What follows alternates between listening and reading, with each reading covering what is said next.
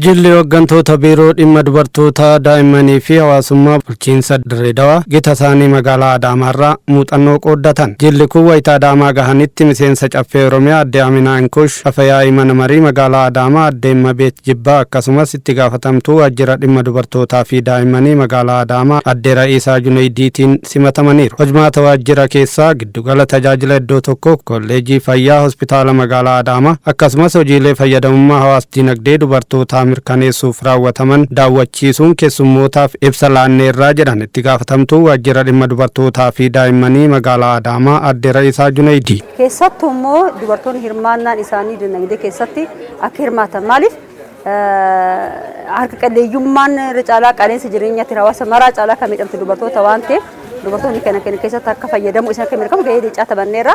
Kanaaf magaalli Dirreedawaa akka Oromiyaatti fakkeenyummaa kenna waan beekaniif magaalaa Adaamaa fakkeenya Oromiyaa waan taateef hojii magaalaa Adaamaa hojjanne kana daawwachuu dhufanii jiru. Akkasumas akkuma daawwatan kana garee wal gargaarsaatiin qusannoodhaan liqiidhaan akkuma argitan yoo xiqqaate dubartii 10,000tu gurmii tokkoon gurmaanii gara mallaqa miliyoona 72 ol qabri jedhanii gabaasaa jiru. San qofa osoo hin ta'in akkamitti gurmii san keessatti liqii qusannoon ijaarmanii abbaa warra ofiitiif konkolaataa kabitan ilmaan ofiitiif konkolaataa kabitan duraan kabaratame dubartiin abbaa warra harka eedi. Amma qabatama akka biyyatti ta'uu danda'a akka magaalaa keenyatti qabatama akka argaa jirru ofii gurmooftee shilingii irraa calqabtee qusannoo bakka guddaa geessee mana ofii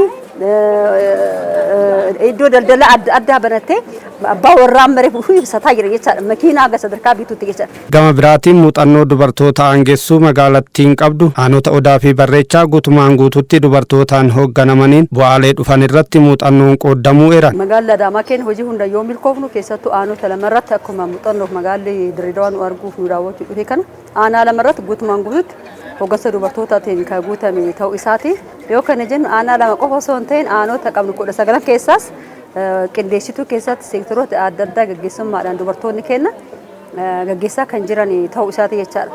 Kanaaf raajii itti ta'e hagamta akka dhugaadha. Icciitii magaalaa Adaamaa milkaa'inni maaliin dhugaa fayyadamummaan dubartoota akka magaalaa Adaamaa dhugaa lafa qabatee jira waan jedhu kana laaluuf daawwachuu dhufanii akkuma dhufan san hojii milkaa'inni hojii gurguddaa ka arganiif ka daawwatan ta'uu isaati. Bulchiinsa Dirreedawaatti hooggantoota seektarichaa sadarkaa biiroo akkasumas kilaastara baadiyyaa 4 fi aanota magaalaa 9 irraa daawwannicha irratti hirmaatan keessaa kanneen dubbifne hojiilee damichaa muuxannoo ta'an hedduu magaalaa Adaamaatti argineeraa jedhan. Dhimmi hedduu gaddaas dhufee gammachuus dhufee dubartuma ka qindoomtee gaggeessite garuu kun aadaa waliin ta'an jaamee waan nurratti hojjetamee jirudha.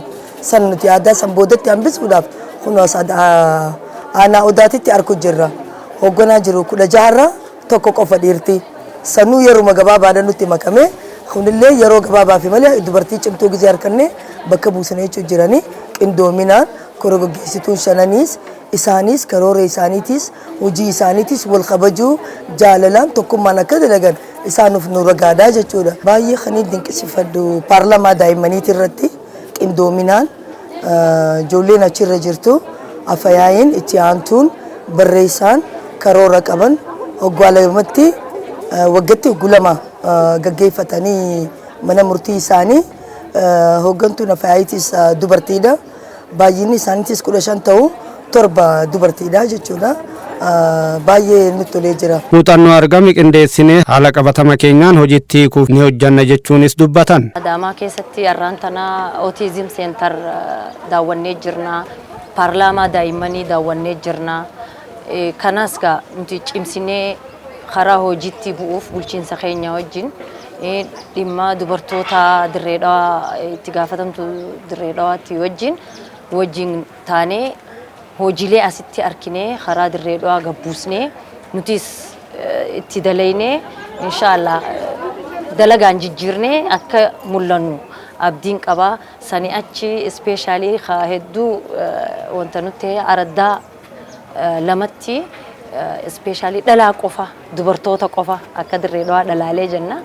Dubartoota qofa hoggantoota dubartoota hedduu nutiif hedduu waan gaariidha. Bulchiinsi keenyaas kana harkee dubartoota keenya inshaallah akka bakka guddaa ga'aniin abdii qaba jechuudha.